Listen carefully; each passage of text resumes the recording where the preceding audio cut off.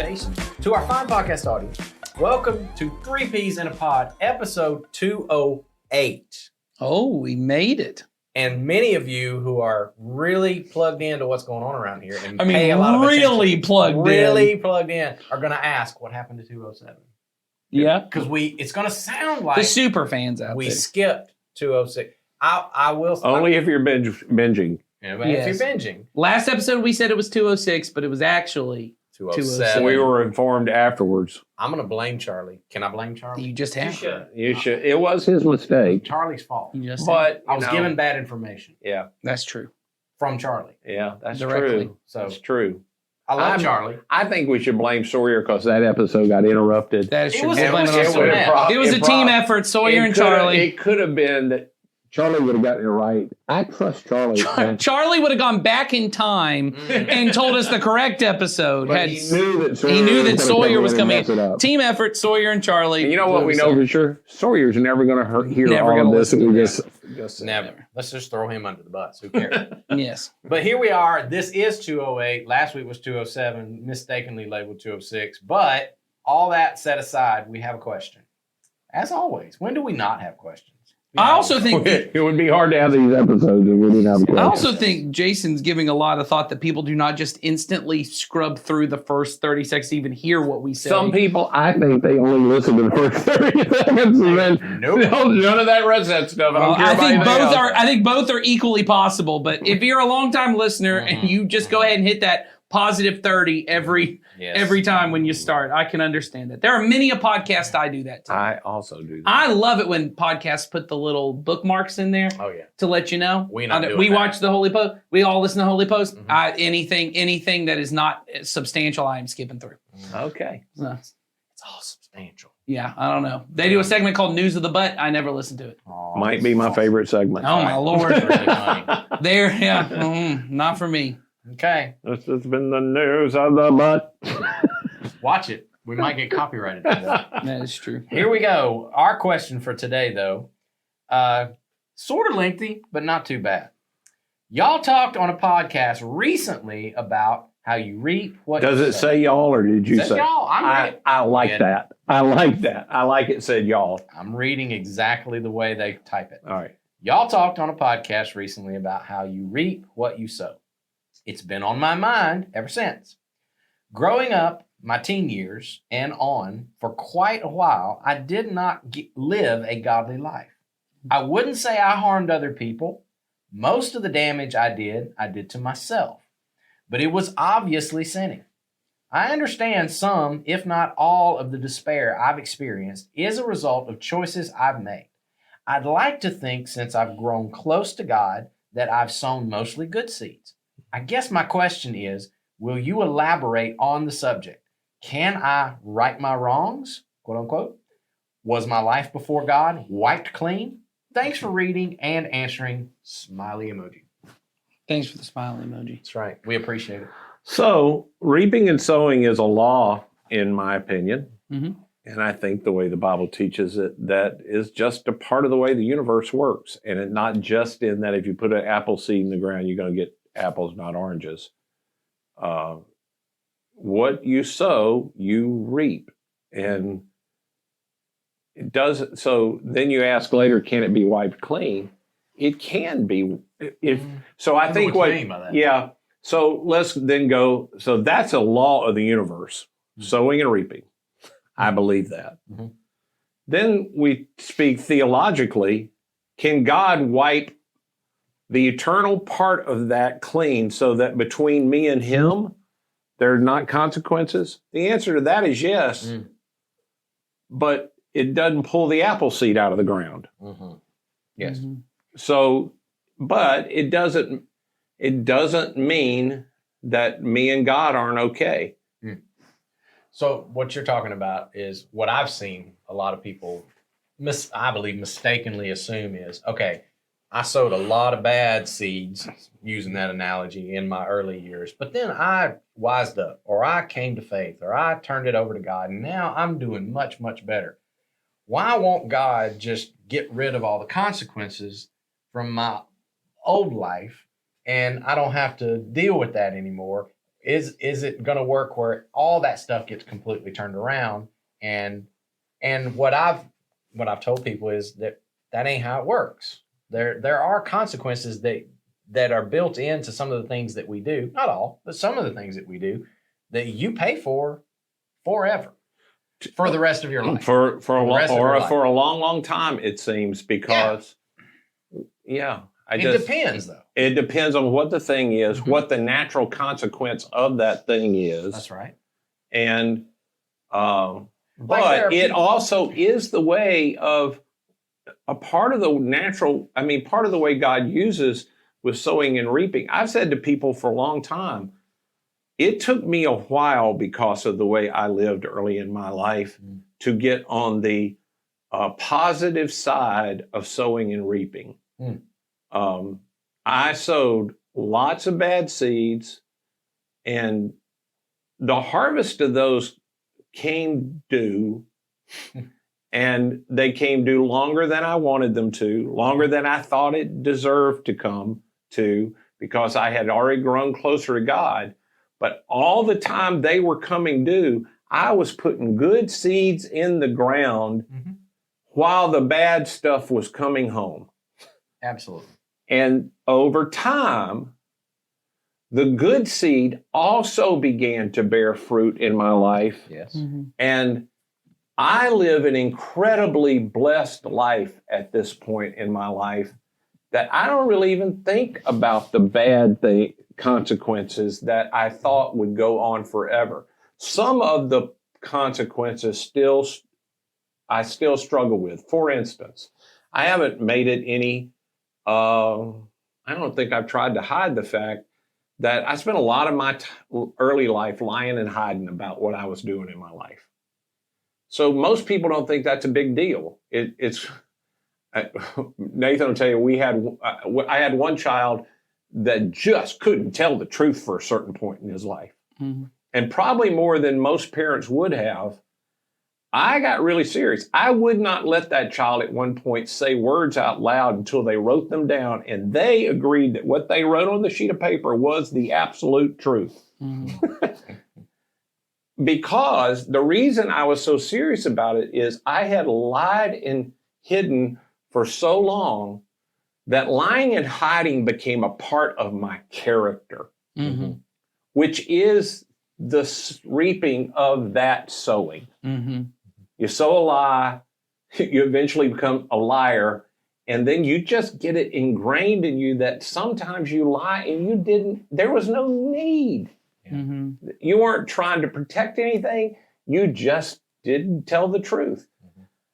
That consequence to the point now that occasionally I'll find myself exaggerating something and I'll go, oh, that wasn't true.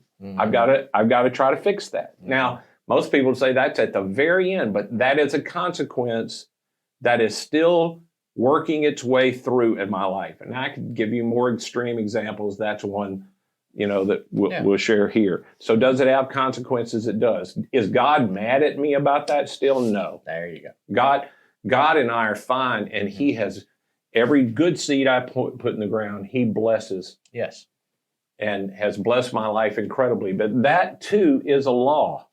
If you want good things in your life, you must not pray for them only. You must be obedient, which is a good seed you put in the ground.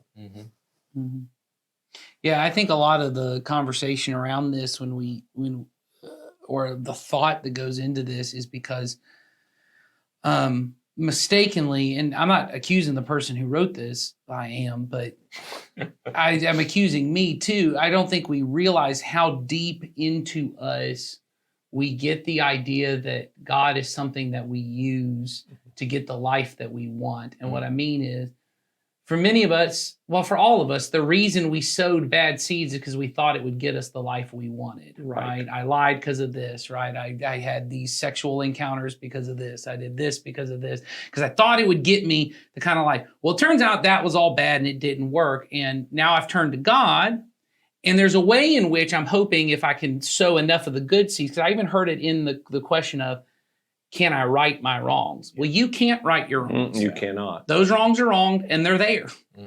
And they're there. Jesus can make right what goes forward. But even in the planting of the good seeds, the goal of everything is for me to be able to interact with God in that moment. I remember I was listening to, I used to lead several of these classes called Alpha. They're opportunities for people who have a lot of questions about belief to go through. And one of the episodes or one of the lessons you go through is about prayer. And there was a Catholic priest who was on there speaking about it. What he said, everything is an opportunity to turn to God in prayer. He said, even lust, even curse words, even everything that pops in your head is an opportunity to turn to God in prayer. And I remember it brought everything up for me of even those wrongs I did in the past and the consequences that come forward. All that really is changing with Jesus in my life is now I can deal with those with him instead of dealing with it the way I would have done before. It is not somehow everything we've already said. It's not somehow that those seeds get ripped out of the ground and now Jesus taking it away. That's what I hope Jesus will do, because I would love it if God would just come in and when we say wipe it clean is just make it like none of that ever happened. In fact, I've even been places, I've probably taught it before, like once you follow Jesus, it'll be like all that stuff, it never even happened. That's not really the point. The point is that now in what is my actual life and the things I would naturally want to hide from other people about my past, or I wish would just go away, I can meet God there. And so sort of like Ed's already said, and I've talked on here before about it, I'm going to talk about it more in a sermon upcoming at this point, it may be already here, but I remember very clearly the day that my pornography addiction came out. My wife found out because she caught me in a moment. That moment was a reckoning for me of a bunch of bad seeds that had come before. But the truth is now, 12, 13, 14 years later, at this point, there are still times those seeds are still here, even in small things like when I have to tell my daughters about this part of my past, and we're having conversations about it, and I'm talking with them, and I can see the looks on their face when they realize that at one point their dad did something that really hurt their mom, and they have to reckon with, well, what do I do about this guy that I've always thought this way about, and I didn't think he could do something like this, and I didn't think he could be this way. Well, that's a consequence of that seed that happened a long, long time ago. But it was an opportunity for us as a family. It was an opportunity as me as a person to say, I'm going to be honest, which is what God has called me to be. Because as you said, part of any addiction is learning how to hide and spin things to make them look prettier than they are. So I'm going to be honest about this. I'm not only going to do that, I'm going to pray to God and trust that, hey, when the truth is found out, because when you're in any kind of situation, in any sin situation, your thought is when the truth is found out, everyone's going to run from me. Right. Everyone's going to turn their back on me. So now I'm going to trust when the truth is found out, it's going to lead me to intimacy. It's going to lead me to trust. It's going to lead to deeper levels of love. All of that is me being with God in the mess of the seeds that I had sown that were bad. And so I think that would be my encouragement to you is what Jesus is wanting to do for you. Yes, as we've already said, he's forgiven you. God loves you. God is on your side. If you're planting good seeds, there will be a harvest for those things. But even in the harvest you're reaping right now for all those bad things is an opportunity for you to be with God. Yeah. And it is a richer kind of life because it's in reality, not the mess of everything else. Yeah. It made me think of, and I wanted to address the comment the question asker made of that idea of righting the wrongs. Mm-hmm. I do believe God will right the wrongs, but not necessarily in the way that we often mean when we say that phrase. And here's what I was thinking, and this is a true story. I want to be kind of vague because I haven't asked them permission to share it. So I know a person who in their teens, 20s, would tell you today, I lived a very not God-honoring life. I made choices that were destructive to others and to me, and just was only thinking of myself. As a result of those choices, this person was in a serious accident that was a result of a lot of those choices. Maybe not necessarily directly, but because of the world that they were living in. And they are permanently, physically disabled forever because of that. Okay. So you ask, well, will God right the wrongs? No, he has not righted the wrong of the accident that happened and the physical toll that it has taken on my loved one's body. Right. They have lived with this now for decades, and they are now towards the end of their life.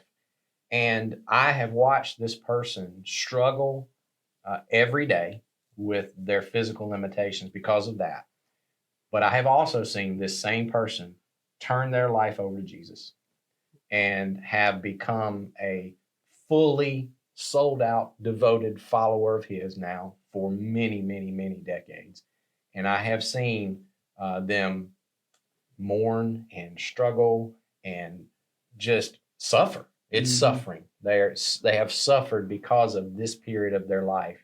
And yet I can be in their presence and fully experience the grace and peace and strength of Jesus through them because of how they have had to live with this debilitating situation that they've been given now.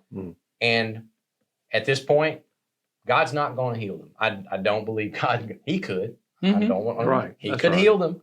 He is not going to. We haven't seen a complete healing on that. But I've seen this life that once was pointed in this direction towards only themselves, now point towards Jesus. And the amount of good that we've seen come out of this person's life is immeasurable. Right. And the way that they've affected other people, our family, all the people that are surrounding them. And so when you say, can I right my wrongs? God can bring good out of your wrongs. That's right. For sure. Absolutely, 100%. That's for sure true. It probably won't look anything like you think it will. And probably will even be better if you trust him with it. Yeah, I would think if you asked my, particularly the sister that's most responsible for me being a Christian, when she looks at Community Christian, she says Community Christian is a result of my wrongs early in life, that I wanted to create a place that was for, she says, God has allowed you to create a place that's perfect for people like you, who messed up and need hope that they can get back on track. And I certainly, it's one of the things I thank God for the most. Yes. Anyway, that's a really good point to make, Jason. I do think God can bring good out of our wrong, and that's what he wants to do. And that's a part of what you said. If you keep sowing the good seed, God will bless that good seed, and that you will see a reaping of good things. A good harvest will come in your life. I just always caution people, you don't get to decide what that harvest looks like exactly. That's right. It will be good and pleasing and to him. But, and like, I think Nathan's the one that brought this point up, is we spend so much time in this idea of we get to decide what good. I want to manage outcomes. I want to manage outcomes. We really, instead of managing, I want to have an interactive relationship with God, where God says, Ed, this is what, are you willing to do this with me? Are you willing to go, I'm walking this way, will you walk with me? I want to go, where's that road going? And can it go the way I will go with you if you will get me where I want to be? Well, what I think is interesting is even the language, we said early, you would use the example, if you plant apple seed, you get apples, right? What I think a lot of us think is if I plant or, I sow obedience, I get a brand new job. Yeah. You know what I mean? Yeah. What you get is more obedience. I'm serious. What you get is a greater ability to be obedient. When you sow seeds of God's peace into your life, you get greater peace. There is no formula that is, I sow this thing. What we're really looking for is tit for tat here. Well, what I'm looking for is, God, I gave you a little bit of your thing. Now quid pro quo. Yeah. I did a little bit for you. Now you got to give me a little bit of the thing I want.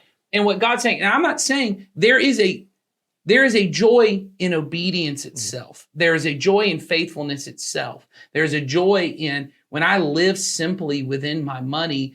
It doesn't mean that suddenly now I get blessed with more money. It means suddenly I realize this was all I ever really needed. Yeah, and contentment's a gift in and of itself. Right. So all of these things, and so I say that to say, if you're planting good seeds now, as Jason and Ed and I have said, you don't get to control what that thing is. I think often we think if I become a blessable kind of person, then God's just going to bless me with all these things. It's not really the point. The point is, if you do, make sure you don't move to Haiti. Because yeah. you can become a really faithful, Mm. loving, peaceful, patient, kind person in a really terrible economy, and you will have a difficult life no matter how Right. faithful you are. True. And I think all of that is warped by we live in so much affluence and so much, we have a picture of what life should be that God never gave to us. We have a picture of everything should be growing and moving up and to the right, and my money should be going this way, and my family should be going this way. That's not really the view of life that the scriptures certainly give us. A faithful, obedient people is that everything moves this direction. What seems to be the greatest blessing of life with God is God. Yeah. That the greatest blessing is that I actually have a way to enjoy it. I said to one of my daughters the other day, they said something about what's the point of life, and I said, love God and love people. You say that whole thing, and then I said, here's the easiest way for them to understand, because that's not really what to them. That's what I do. I said, the point of God is to become the kind of person that could actually enjoy their life with God. Mm-hmm. Because that's what loving God and loving people is. It's about enjoying God. It's not our tradition of faith, but that's, I think it's in the Westminster Catechism, but that's the chief aim of man is to enjoy God. Enjoy God forever. That's really, that God has given me this life, and there's so much in this life, going back to the bad seeds that I sow. It's me really rejecting that the life I have is good enough. It's why when we've tried to explain to people heaven and Dallas's statement of God will let everyone into heaven who can possibly stand it. Yep.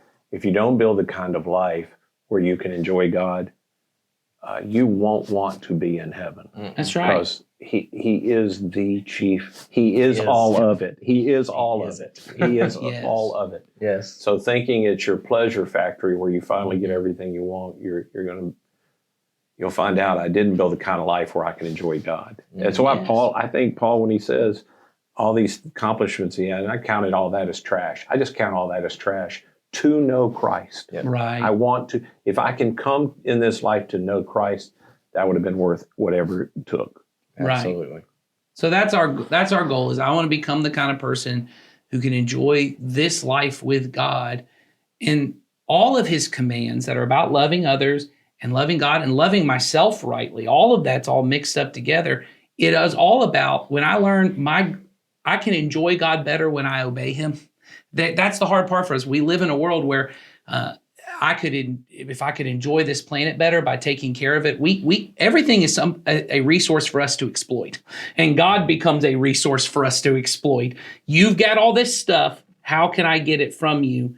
If I can get to a point where I just enjoy him and just enjoy being with him, that is a powerful thing. And those good seeds you sow, they will eventually lead you to become that kind of person, but it will take time. And all of the obedience steps, that's what we mean by sowing seed. Obedience is the seed you sow. Mm-hmm. And whether it's loving an enemy or forgiving somebody Sure. that hurts you, and all of those that don't make sense to us, why it would be a good seed to plant. They're about enjoying God, because that's the kind of being God is. God is Yes. a being that has to love his enemies, because frankly, if it weren't for Jesus, all of us are his enemies. Correct. Mm-hmm. Correct. All right. So next week, we're going to talk. We have another clarifying question. A lot of people have been paying attention And been confused. and confused. That means they're paying attention. That's They right. listened to the words we said, and they said that made no sense. But they trust us enough to ask a follow-up Yeah. question. That's right. So there's a person who has a question that they'd like us to clarify on our discussion several weeks back about caring for the poor. Okay. And so we're gonna We love talking about that, so we'll be happy to talk about it. Yep. So we're gonna get deep back into the weeds with that topic. So show up next week. And Charlie, what number will it be next week? 209. 209 will be next week. He's on it. You can't trick Charlie. You can't trick him now. I'm trying. But thank you for that. All right. See you next time.